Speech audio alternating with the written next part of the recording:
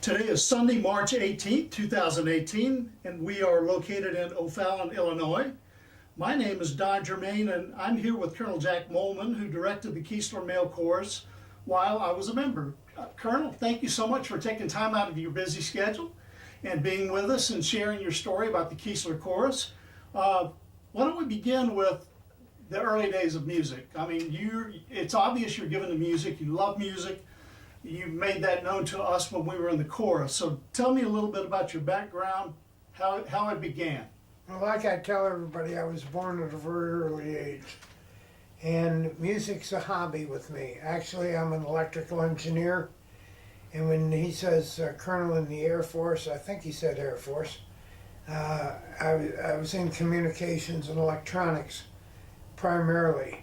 I started taking piano lessons. My parents weren't into music too much. I started taking piano lessons because I really wanted to play the organ, and you don't play the organ without starting with the piano, or you shouldn't anyway. And so my parents found the best teacher in town.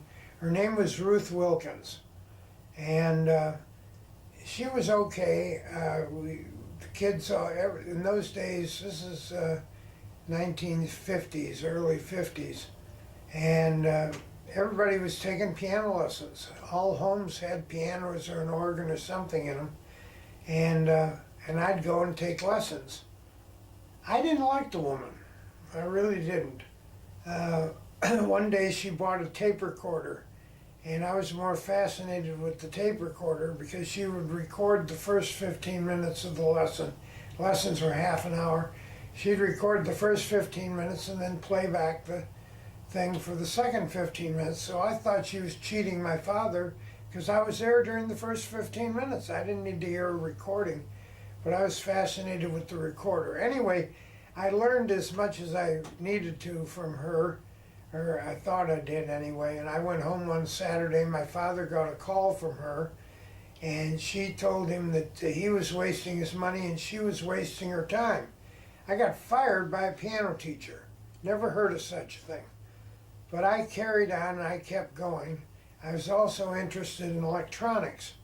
Electricity. We didn't have too many electronic things back then. And I was going to pursue electronics as a career and music as a hobby. So I went to university, or actually a military high school, because I was a terrible student. And my sophomore year I went to a military academy, and naval academy actually, in high school up at Lake Geneva, Wisconsin. It's called Northwestern Military Naval Academy. And I graduated high school and went to college, University of Illinois in Champaign-Urbana, Illinois. And I survived that for about 3 semesters and flunked out. And took a semester and did nothing. And went back into school, and my father got me into Bradley University, which is in Peoria, Illinois. And there I barely graduated in electrical engineering from Bradley in 1965. At the same time I was in the ROTC program, so the day I was graduating I also became a second lieutenant in the Air Force. And I thought, well, this is going to be an opportunity to, well, I'd been away from home all during college and high school, so living alone and away from home wasn't a problem.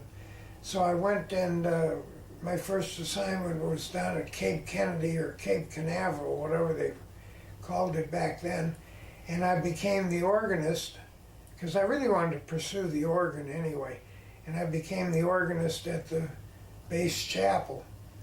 Up until that point, I'd practiced a lot. I used to go to the music store downtown Oak Park. I was born in Oak Park, Illinois, up by Chicago.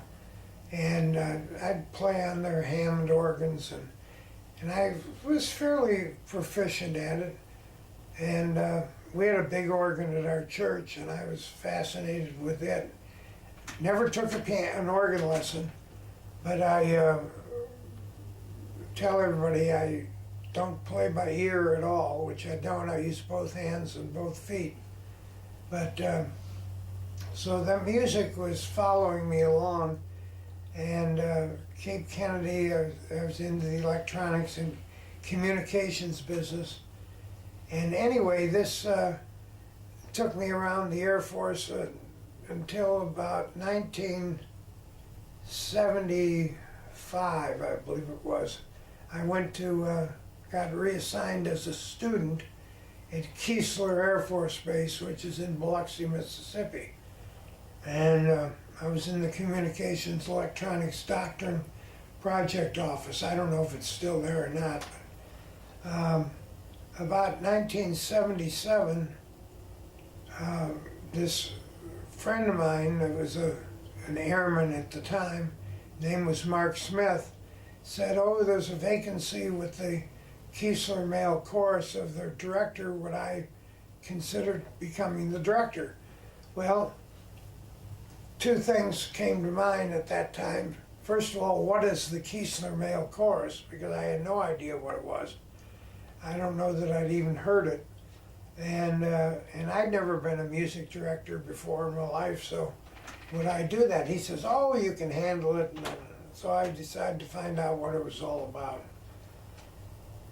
I think I'm trying to bring all this together. I hope I didn't leave out some key step, but I went to, there was a Lieutenant Colonel Starling was his name. He was the current director of this chorus. And I looked up the little history of it, and I found out it had been in being some 25 years. And it was for one of these groups that performed up and down the Gulf Coast and wherever the dining inns and on the base and off the base, and it sounded intriguing. So I said, well, let me look into it a little bit more, and so I looked around briefly, and I went to a meeting one time and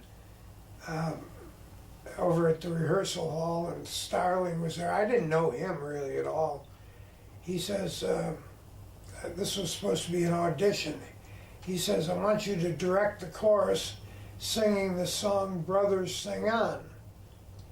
Well, okay, I'd never heard of the song.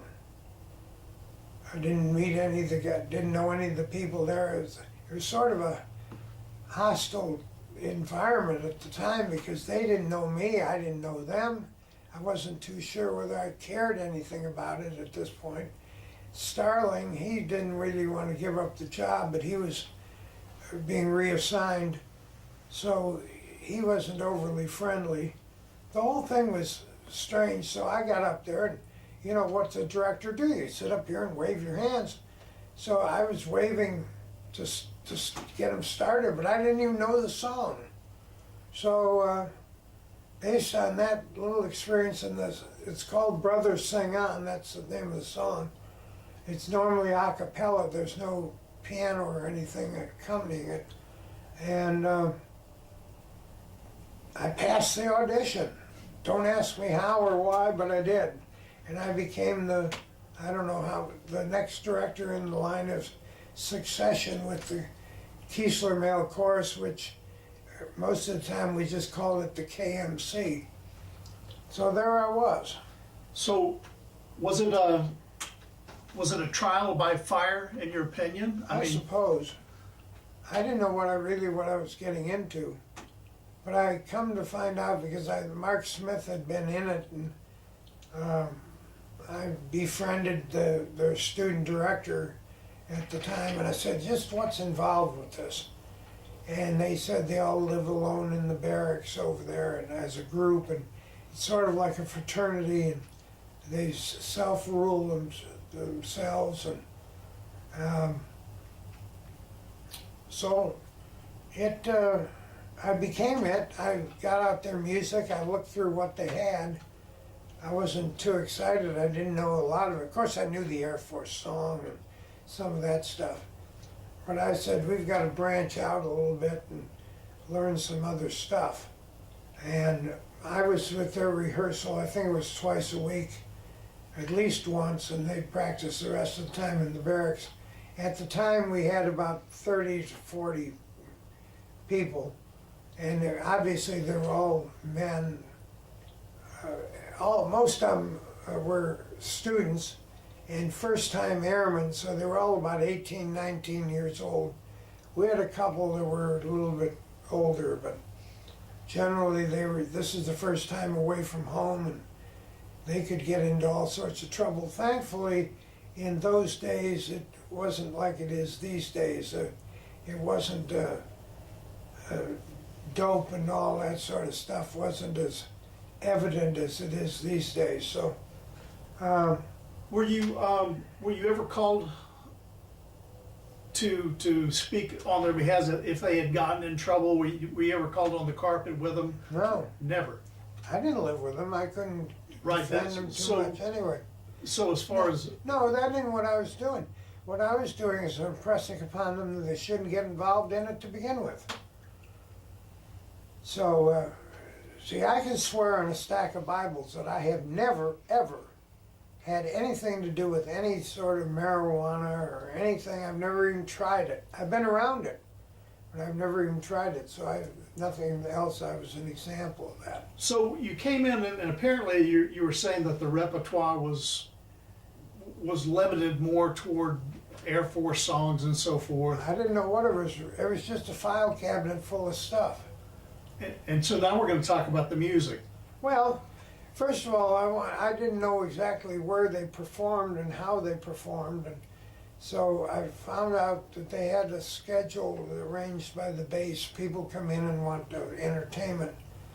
So I'll never forget the first program I had to put together, and it was an adult luncheon of some sort at a golf course, or I don't even remember that, but I remember what we did. One of the songs was June is Busting Out All Over. I picked that because, believe it or not, it was June. So that's why we picked the song. During the song, and we'd rehearsed it quite a bit, and we did other songs, of course, but the people were tapping their glasses with knives, ringing a bell, keeping time with the music. And I thought, that's sort of interesting. So when we got to the end of the song, and of course, this is my first experience with the guys going out on the road, so to speak. I turned around to the audience and I said, you people are really making a nice noise here. Let's orchestrate this a little bit, and this time don't be scared of it. Take your knife and let's all bang it at the same time. If you break the glass, so be it. And the chorus guys, they couldn't understand that I was taking this on to have audience participation. So we sang the song one more time, and the piano started out, and they banged it, and we had a great time. And I was friends with the chorus from then on. So that was the breaking the ice with the guys at that point. Yeah. And also apparently with the audience, learning how to connect with them also. Well, I knew that because I've been playing organ programs and stuff, so I'd been around I figure it this way, that this is a show. You're putting on a show, you're there to entertain people. This is not like a choir in a church. A choir in a church is to provide music in the manner in which a church would normally receive music, and lead the congregation in singing and stuff like that. The church choir is not entertainment, but this chorus, Keesler Male Chorus, is an entertaining body. So then I started going through the music to figure out what we could do. Meanwhile, I got a pretty good bank account with the bass because we needed a sound system. We kept borrowing one all the time. Needed a sound system to amplify the chorus. They already had these risers to stand on. But so I got a couple $1,000s from the bass, and we went out and bought a decent sound system. Now that's really how it all began. I was carrying on a tradition of the chorus, but taking it maybe to the next level. it's not like we were wanting people to join the chorus. There was never much of a problem in getting people to do it. It was maintain the quality of it, become recognized as an entertainment thing, a resource of the base, ambassadors of the base of the Air Force, and that's the way it went. So back to the music one last time. I know I keep harping on this, but how did you choose the music? I mean, it's like, Well, it's like, first of all, I chose mainly what they had in their library. There's a lot of stuff that they already knew. I didn't have that much big of a budget to go out and buy stuff. And so, you know, a novelty tune. I got them, because in my programs I'd always played this song, Rubber Ducky, from Sesame Street, written in 1970. And the guys had been around me enough and heard me play it, and I said, one of these days I'm going to have you all learn how to sing it. Oh, no, you're not. Oh, yes, I am, and I did. And we sang that at a concert or two. But you mix up a program, you put fast stuff in, slow stuff, patriotic, of course, because this is a military organization. Broadway show tunes always work out. And then they had a couple songs that they sang as theme songs for the chorus itself. let's talk about your accompanist. We had a gentleman that was there when I was there by the name of Don Gibbon. He was a staff sergeant, and I just remember he was pretty good on those ivories. Well, he was. They don't make piano ivories anymore. They're plastic. No, he was very good. We fortunately had a Steinway grand piano in the rehearsal hall, and he got access to playing that in his free time. And he could play almost anything. He read the music and basically what was there. Cooperated some musicians, you know, like to show off and do it their way, but he was right with it. He's very supportive of everything. And we'd do a concert and I'd let him play a solo now and then. But he was very good. So, I know that throughout your life, we're talking so many accomplishments that we couldn't enumerate them here. We don't have time. But where in that list of accomplishments, where do you stack the Keesler Male Chorus? Well, I stack it as a very important one because it's unique. I mean, I've done organ concerts all over, and that's what they are, organ concerts. But I've only had one experience as a director of a choral group, and this was it. I joined a thing in June of '77, and I left the base in July of '78, and so a little over a year is the first and last time I've ever done anything like that. Would I want to do it again? No, probably not, because there are other people who are more experienced at it. And finding that sort of situation was different.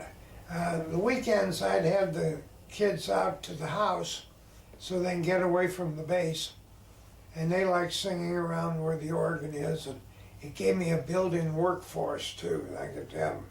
Because then I had a boat, and they'd want to go water skiing. So it was kind of a groupie thing, and we're just now trying to get in contact with some of the people and see what they remember about it.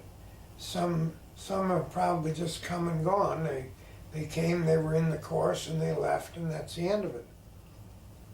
I managed to have a lot of recordings because we recorded all of the concerts, and I've got all of those, or most of them anyway. So I would agree that as we hear back from the guys, that the mantra that I hear is it was the best time of our lives. I know that for me it was, and for the Stephen Krause, who we spoke with last night, same thing. He indicated that this was a pivotal point in his life. So Well, yeah, I tried to make it as enjoyable as can be. There was time to work at getting the music. Now this was extracurricular activity for everybody, because everybody had another job for which they were being paid. This was fun, but it was to be professional at the same time. And we did that. We just had a good time. There might have been some infighting here and there, but we didn't really allow that. And it just kept a happy environment. Did. So they'll all remember it. Any last thoughts as we wrap up today? No, I think the chorus started out, at that point it was 25 years before, and had a rapid turnover of people. There's something there to be remembered. Remember the people involved, remember the directors, remember the people that we're associated with. After, I guess, 4 or 5 years after I was there, they started inviting the female participation in the thing, and it went downhill after that. Obviously, it wasn't the Keesler male chorus anymore. It had a new title, the Keesler Chorale or something like that. So it lost its identity, it lost its comradeship, and so, you know, if you can put one together, fine, but in this day and age, it seems like everybody has other priorities. Well, Colonel, thank you again so much for taking your time out of your busy schedule and sharing. Sunday afternoon, there's nothing busy. Well, all right then. So good deal. And thanks for sharing your memories with us today. Sure. Thank you, Don.